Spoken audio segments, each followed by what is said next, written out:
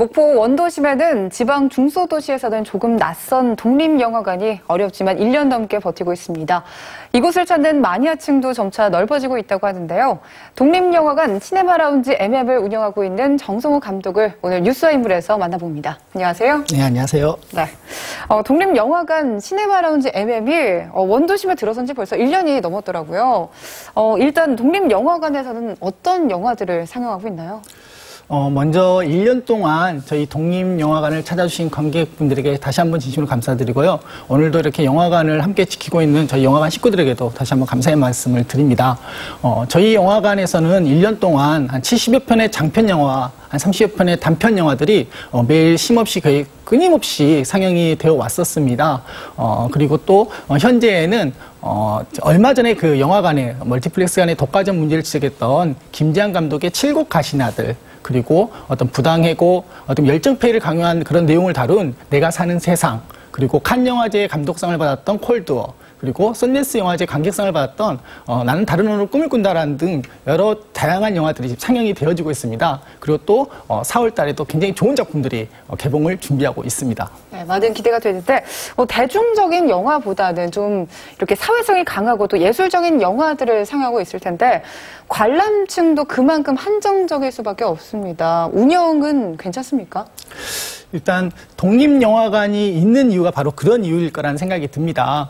굉장히 많은 영화들이 오늘도 100여 편의 많은 영화들이 영화관에서 개봉되어지고 상영되어지고 있지만은 굉장히 극소수의 영화들만이 상영되어지는 게 현실입니다. 그렇기 때문에 저희 독립영화관에서는 그런 어떤 다양한 영화들, 그 외에 많은 영화들, 예술 영화들이 상영되어지는 어떤 그런 공간과 기회들이 좀 있어야 된다고 생각을 하거든요. 그래서 그런 부분에 있어서 저희는 독립영화관이 그런 부분에서 좀 꾸준히 좀 상영이 되어졌으면 계속해서 상영되었으면 하는 바람이 있고요.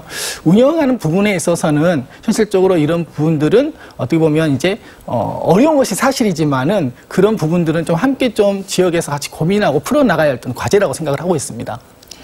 얼마 전에 1주년 기념식도 이곳에서 열렸다는 소식 들었습니다. 1주년에 어떤 분들이 참석을 했고 또 시네마라운지 MM 1년의 의미는 무엇일까요? 일단 소소하게 저희가 1년에 어떤 좀 생일 축하 파티를 좀 준비를 했습니다. 가장 먼저 저희 영화관을 꾸준히 찾아와 주신 관객분들이 많이 좀 찾아와 주셨고요.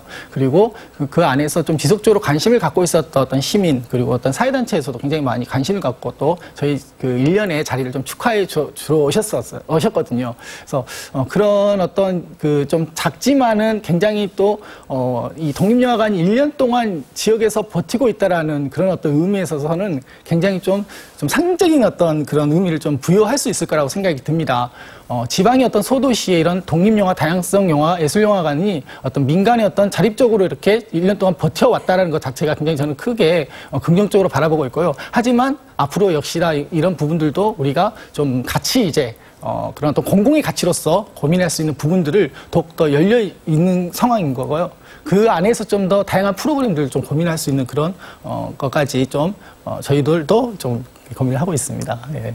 네. 독립영화 시네마라운지 MM이 이 원도심 청년창업 지원 사업을 문을 연 것으로 알고 있습니다. 그런데 이 영화의 임대료가 생각보다 비싸더라고요. 젠트리피케이션, 이른바 그 퇴출 현상도 우려되고 있는데 실제 그렇습니까?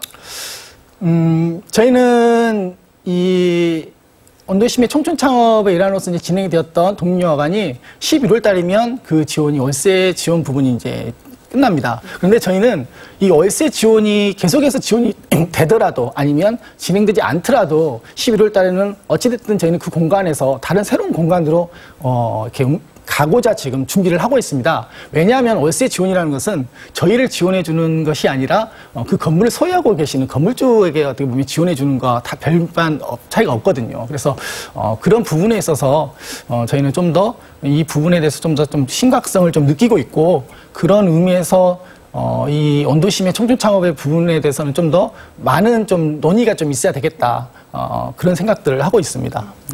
그렇다면 이런 현상을 막기 위한 대책은 무엇이라고 생각하시나요? 저는 좀 다행스럽게도 현재 지금 좀 논의가 되고 있는 그 목포시와 목포시 도시재생지원센터에서 그 시민신탁이라는 제도에 대해서 굉장히 지금 많이 긍정적으로 지금 이야기가 진행이 되고 있더라고요. 저는 그 원도심의 건물을 소유하고 계신 분들이 이 공간의 어떤 건물에 대한 어떤 그런 것들을 좀 더 어떤 공적인 어떤 가치로서 그리고 그것들을 더욱더 좀 많은 시민들이 아니면 그 함께 만들어가고자 하는 어떤 문화예술인들이 아니면 그 공간을 가지고 잘 활용할 수 있는 분들이 함께 좀 고민해가지고 장기적으로 안정적으로 그 공간에서 버티면서 그리고 더욱더 많은 사람들이 올 수 있게끔 그런 프로그램들도 만들고 하는 작업들이 진행이 되어야 한다고 생각을 하고 있거든요. 그런 의미에서 이번에 지금 진행되고 논의되고 있는 좀 시민신탁에 더욱더 많은 좀 관심도 가져주고 좀 힘을 실어주면 좋지 않을까. 어떻게 보면 그게 이 원도심 도심 재생에 있어서 굉장히 좀 중요한 역할을 할 수 있겠다라는 그런 생각들을 하고 있습니다. 네. 오늘 말씀 감사합니다. 지금까지 원도심 독립영화 시네마 라운지 정성우 감독과 이야기 나눠봤습니다.